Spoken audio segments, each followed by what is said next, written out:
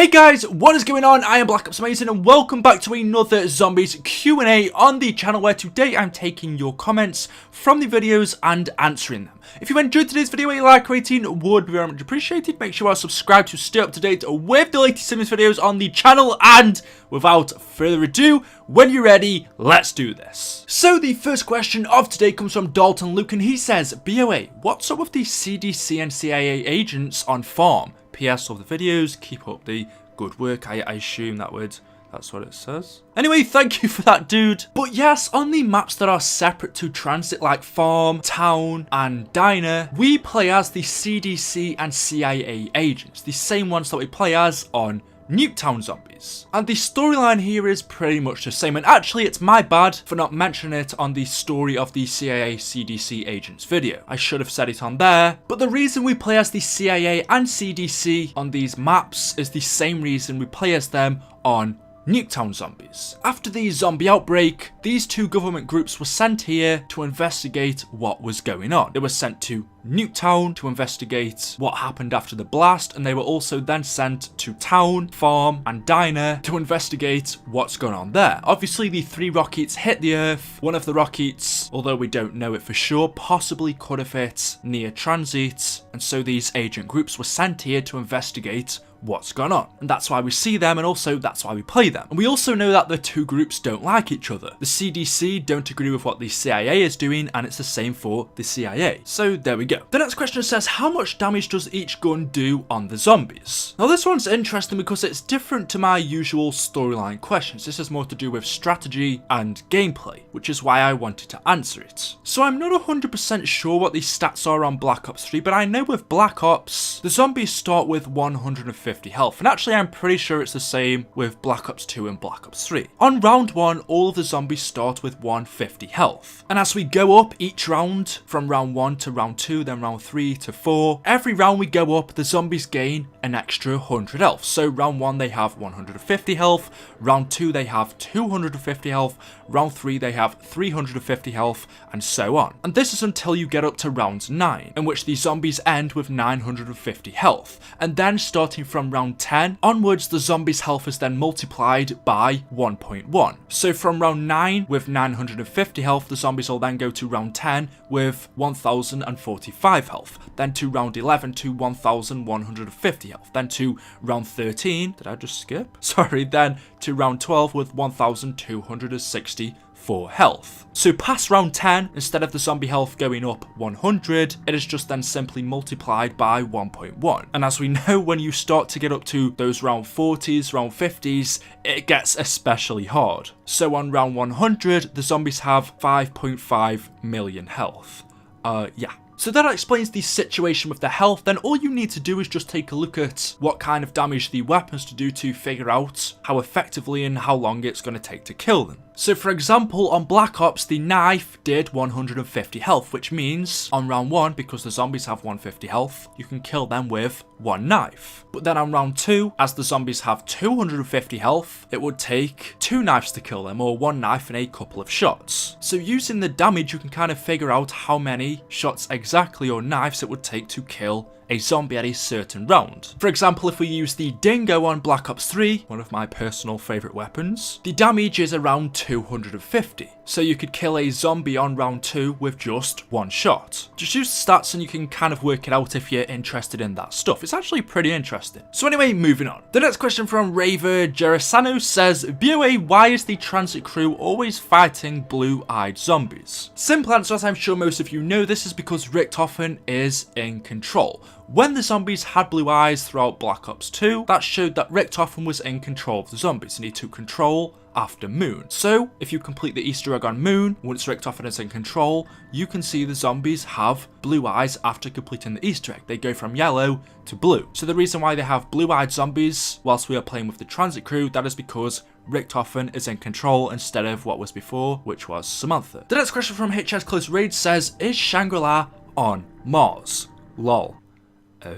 Well, this is actually something that I've never spoken about. I know a lot of people have, especially over the past few months since Zombies Chronicles has released. And actually, it's been a thing that's been spoken and theorized about for years, ever since Shangri-La released all the way back in Black Ops 1, all those years ago. So I'm going to give my input on it and what I think for the first time. So obviously we have two Shangri-Las. We have the original and we also have the one we had in Zombies Chronicles. As far as the original goes, I don't think that was on Mars for a few reasons, but I can see why people, and even me years ago, thought that maybe there's a small chance that it is. Obviously we can see that Shangri-La is a strange place. It's an exotic jungle with all of these wild plants, temples. The sky is kind of an orange colour, the mountains in the background. A lot of things that we can see in Shangri-La make you think that maybe it's not on Earth. I remember a tweet back from 2012 that got a lot of people talking where Jimmy Zelensky, who worked on Zombies at the time, he put out a tweet and said, Shangri-La Mountains, ? And then a reply said, the best kept secret in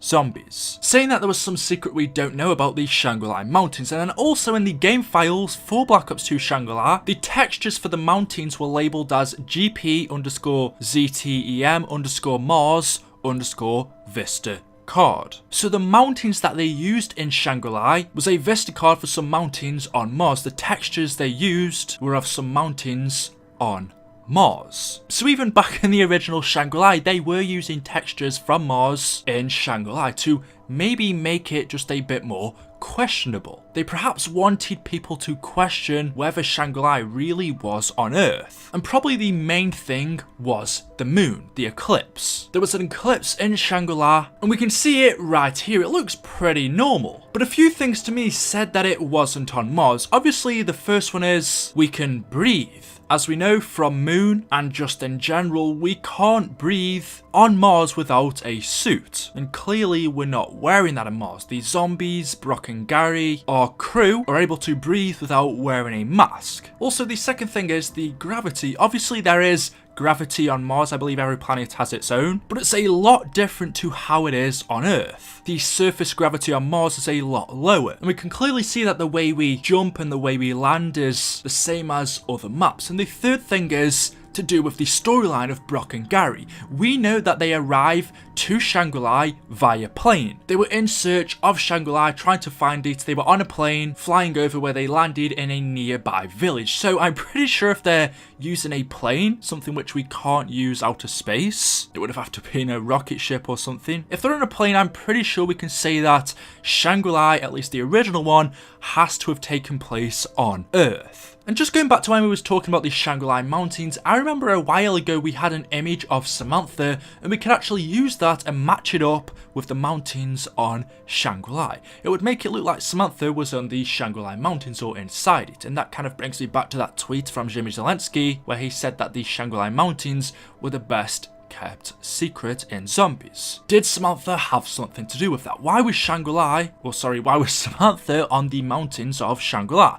Who knows? But getting back to this question, is Shangri-La on Mars? Well, in the original, I'm pretty sure it wasn't, or at least that wasn't the intention. I don't think so. But then of course we also have another version of Shangri-La in Zombies Chronicles, and clearly things have changed slightly. The most obvious one is we have Dr. Monty's Gobblegum machine, which we didn't have before, which is a sign that Shangri-La, the new version, not everything is the same as the original. It's possible that the new version is a fracture. And if that's the case, if one thing's changed, then what's to say that other things haven't changed as well? And the most obvious thing is the moon. The moon looks different to how it did in the original. The eclipse, the rock over the sun, looks different. It's more jagged around the edges. It doesn't look as smooth or exactly the same as it did in the original Shangri-La. And the same thing goes for the sky. The sky is different to the original Shangri-La. Now, I could straight away point that to the fact that the original Shangri-La was on Black Ops, and then obviously the new one is in Black Ops 3, so they're not going to recreate the whole textures of the sky. And you could say the same thing for the moon, but you would think that they could get the moon a lot closer to how it was originally on Shangri-La, whereas actually it looks a lot different. The eclipse just looks really different, which has led a lot of people again to question